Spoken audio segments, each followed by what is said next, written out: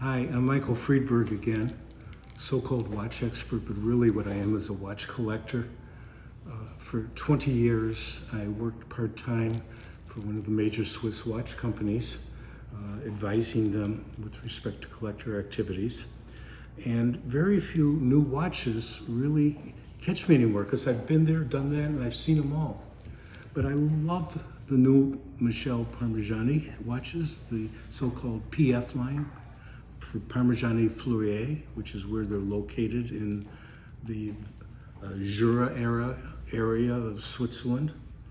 And about 3 years ago, 2 years, they came out with the first PF watches, which were amazing.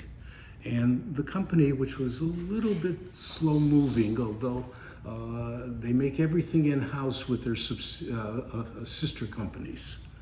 Parmigiani makes their movements, they make their dials, they make even the screws in the cases, of course. And they make it for many other Swiss watch companies. But they wanted to do things a little differently, but they wanted to do so with understatement. It's not easy. It's easy to make more as more, but making less as more is hard.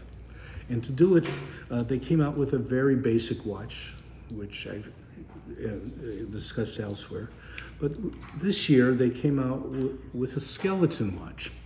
Now a skeleton watch basically takes the movement pieces and cuts them out. So rather than having a wheel, they just have the circumference of the wheel.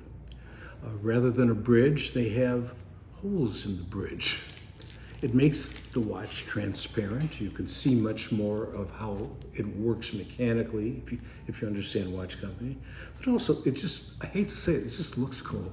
It really is just something that is very special. But Parmigiani on the PF line has come up with this new skeleton that's unlike anything else on the market. The bridges are gray or black. And they're not with fancy flourishes. They almost look industrial. But they're hand cut, one piece at a time, by Swiss craftsmen. And so you have a watch that's mesmerizing in its detail. And in this case, it creates an interesting dichotomy between a dressy watch and a fancy watch, and a sporty watch.